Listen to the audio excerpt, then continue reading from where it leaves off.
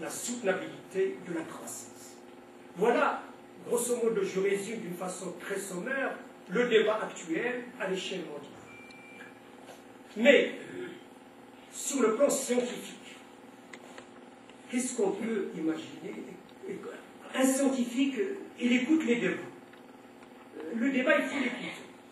Mais nous savons tous que les débats peuvent être idéologiques. L'ultralibéralisme, c'est une idéologie. L'intermondialisme, c'est une salade mexicaine d'idéologie. Vous trouverez les marxistes, les non-marxistes, je ne sais pas, les poujadistes, les paysans, les écolos progressistes, les écolos non progressistes. Vous trouverez également les catholiques, ultra-catholiques, etc., etc. À la suite de ces débats, il faut se poser la question suivante. Est-ce que l'économie peut marcher sans social et sans environnement? Sinon, il faut chercher des seuils. Si vous lisez Adam Smith, Ricardo, les écoles, enfin les auteurs que j'ai évoqués, si vous étudiez également les sociologues après Auguste Comte, Durkheim, son beau-frère dont j'ai oublié le nom, et toutes les études sociologiques ultérieures.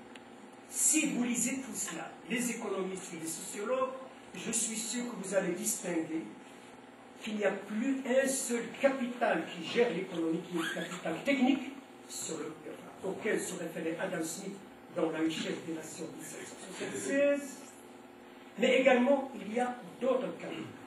Le capital social, le capital naturel, le capital environnement et le capital gouvernant, c'est-à-dire la manière dont on gère l'économie. Et ce n'est pas par hasard que j'évoquais cette résistance culturelle à la seconde révolution industrielle, à la seconde mondialisation. Ce que je suis en train de dire a été d'une façon lapidaire dit au XIXe siècle. Je vous cite par exemple John Stuart Mill.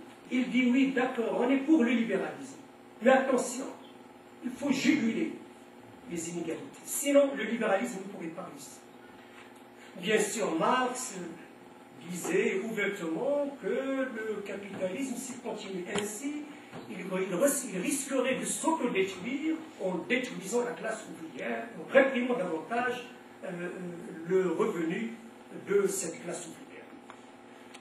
Et avant Smith, il y avait Physiocrate qui disait toute la vertu de l'économie vient de la nature. Donc si vous mettez cette vertu qui vient de la nature, vous lui ajoutez le capital technique des économistes du XIXe siècle que j'ai évoqué. Vous ajoutez à cela, je ne sais pas, l'esprit des lois, le contrat social de Jean-Jacques Rousseau, la gouvernance actuelle. Si vous mettez tout cela et si vous établissez une matrice, vous trouverez qu'il y a 4 capitaux fondamentaux pour que l'économie marche. Quels sont ces 4 capitaux? Le capital social, le capital technique, le capital écologique et le capital gestion politique, c'est-à-dire la garantie des droits pour que les règles du jeu de l'économie soient claires et transparentes. Et ces capitaux sont imbriqués. Je vous donne un exemple. Si vous achetez trop de machines aujourd'hui à Rabat, mais en même temps vous fermez les écoles, vous dévalorisez l'enseignement, dans 10 ans vous aurez moins de techniciens pour réparer ces machines. Donc votre capital technique va se déplacer.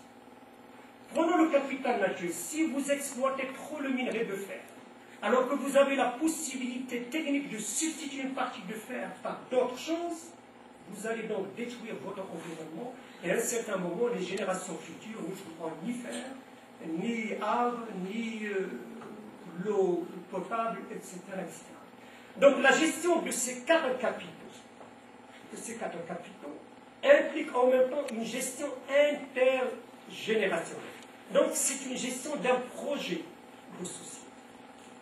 Et si vous mettez l'accent sur un capital sans que l'autre le soit pour autant, là, vous risquerez d'avoir un déséquilibre à long terme. Prenons le cas social, et c'est la transition vers l'économie sociale. Prenons le cas social. Si vous développez un système, d'inégalité, comme le suggéraient certains économistes durant les années 80.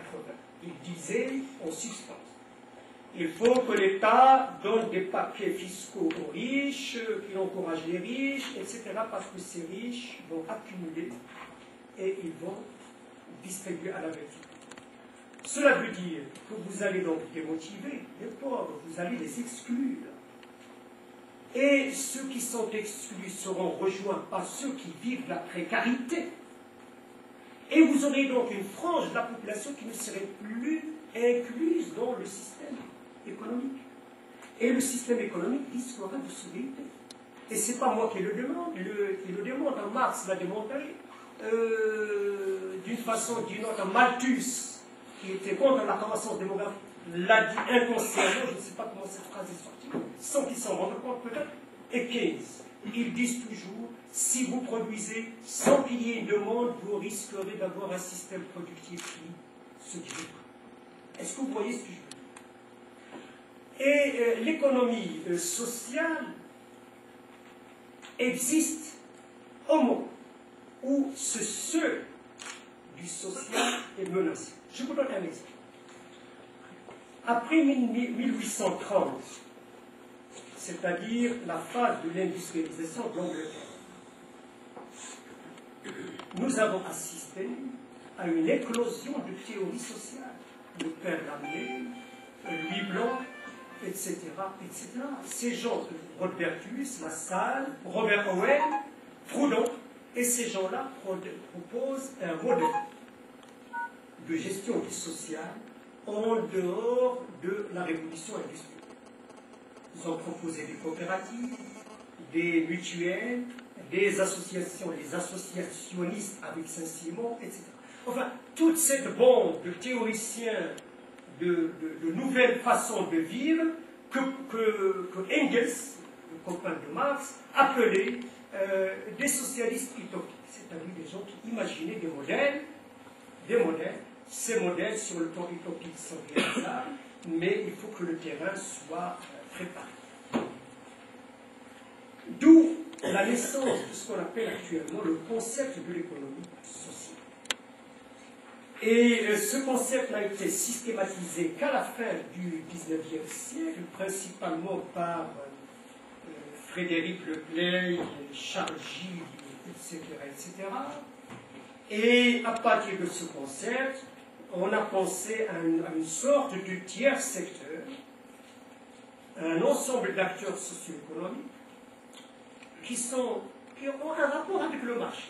Pas de problème, ils restent en contact avec le marché. Mais la façon de gérer la production et la consommation les met à l'abri, si vous voulez, de la logique capitaliste et de la logique étatique bureaucratique. Alors le concept d'économie sociale a été adopté en 1901, enfin plutôt 1900 lors de l'Expo universelle, et il a été, inscrit dans le lexique des sciences sociales. Mais maintenant, on se demandait quels sont les acteurs. Les acteurs de ce concept, enfin de cette économie sociale, peuvent être des mutuelles, on reprend les anciens modèles, des mutuelles, des coopératives, des associations, des, je ne sais pas, des groupements d'intérêts communs, pourvu que ça soit démocratiquement géré. Que veut dire démocratiquement géré? Dans les entreprises, il y a shareholder, vous avez plus de richesse, donc vous avez plus de voix. Mais dans ce genre de gouvernance, autant de voix, autant qu'un. Pas de profit. S'il y a un surplus, on le réinvestit. Et c'est comme ça que ça marche. Si vous sortez de cette salle chez un magasin d'électroménager, vous trouverez les machines à laver fort, F-A-U-R-E. J'ai cherché d'où viennent, je les ai trouvées dans la région de Saint-Sébastien, d'une coopérative. Pardon? Mondragon. Fort, je ne sais pas. Mais en tout cas, ce sont des appareils électroménagers vendus à l'échelle mondiale, fabriqués par une coopérative dans la région du Basque, la région Saint-Sébastien, sur une route qui va Saint-Sébastien jusqu'au nord, comment s'appelle cette ville au nord du Pays Basque? Pas Saint-Jean-de-Luz.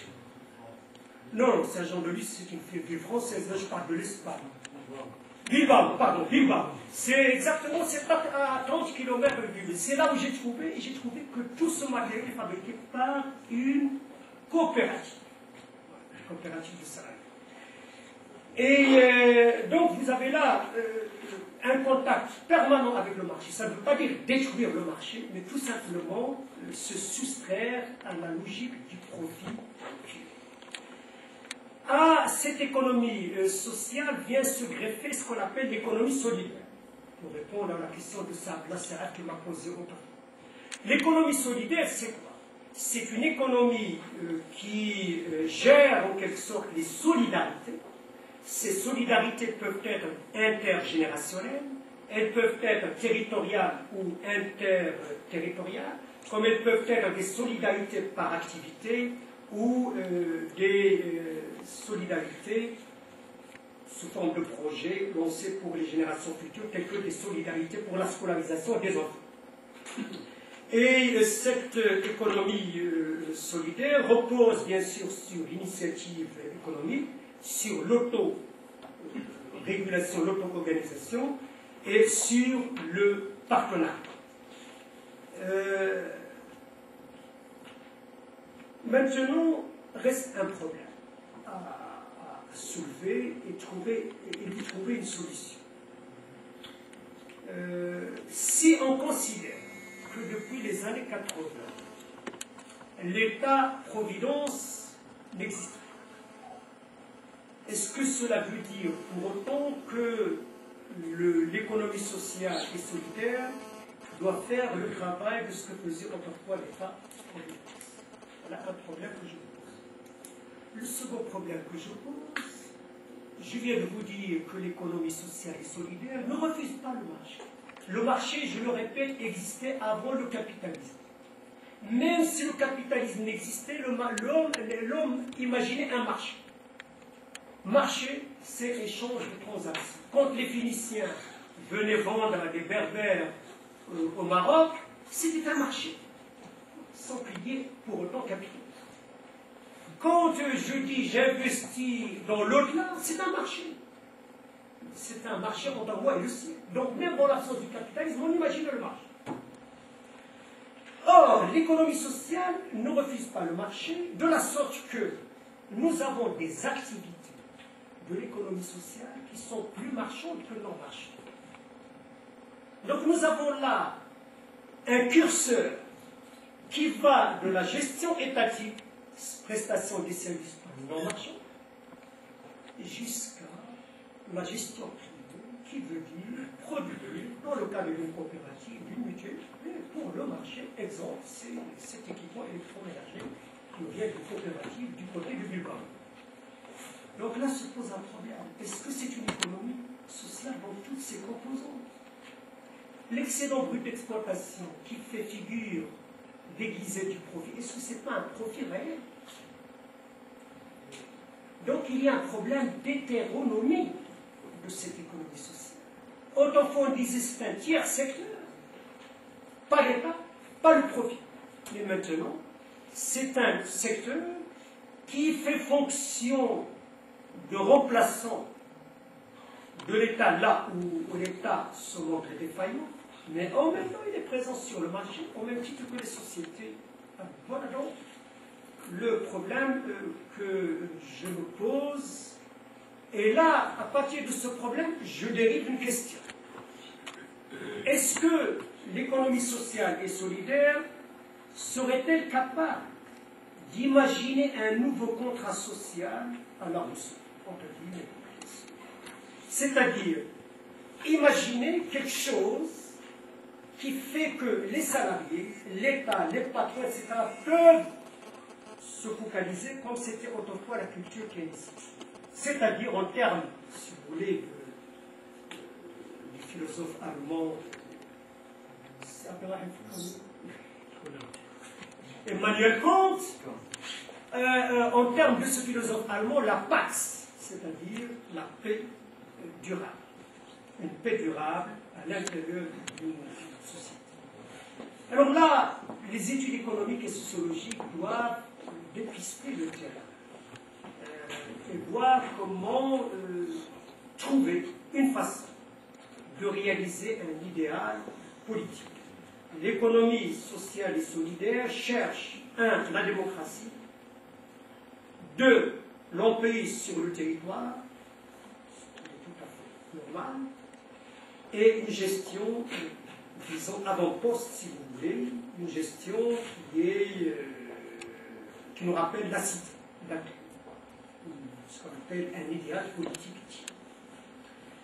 Et cette gestion sous forme d'un idéal politique type vient du fait que l'économie sociale est à la proximité des demandeurs politiques et des demandeurs des biens et services.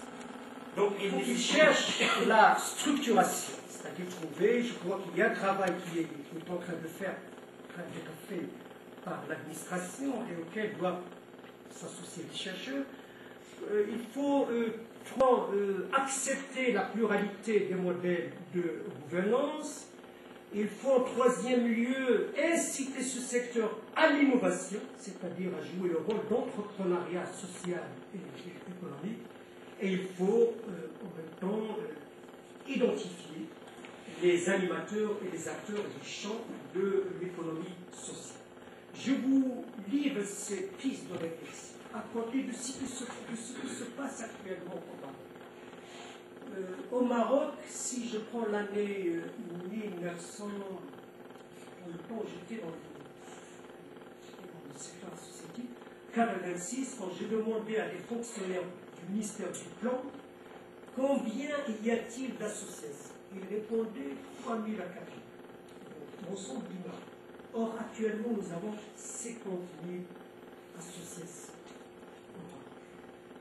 Je trouve des associations à caractère civil, des associations à caractère d'aide aux familles démunies, des associations à caractère médical, etc. etc.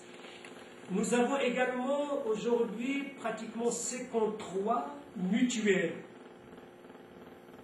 Et nous avons, je dirais, 57 000 coopératives, y compris les coopératives agricoles, que le secteur devait contribuer à raison de 1,4 ou 1,6 à la formation du produit intérieur brut.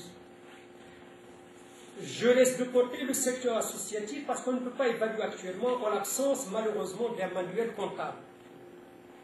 Quand nous aurions un manuel comptable, nous pourrions évaluer l'excédent brut d'exploitation des associations et, par un truchement comptable, calculer également la part des associations dans le produit intérieur brut. Si je prends l'Union européenne, par exemple, le secteur, l'économie sociale et solidaire contribue pour plus de 10% du produit intérieur brut de l'Europe. Et il fait, toujours ce secteur, il fait constamment objet de l'attention et des chercheurs et des politiques, y compris les parlementaires, et de temps à autre, des commissions parlementaires sont formées pour voir comment ce secteur fonctionne, comment il marche, de quoi souffre-t-il, et quels sont les moyens d'accompagnement qui lui seront nécessaires. Je ne sais pas si ce secteur pourrait répondre à la question que je me suis posée quand j'ai parlé de la crise financière, va peut-être disparaître dans quelques mois, un an, etc. Moi, je ne suis pas Madame Soleil, je ne peux pas faire des prévisions.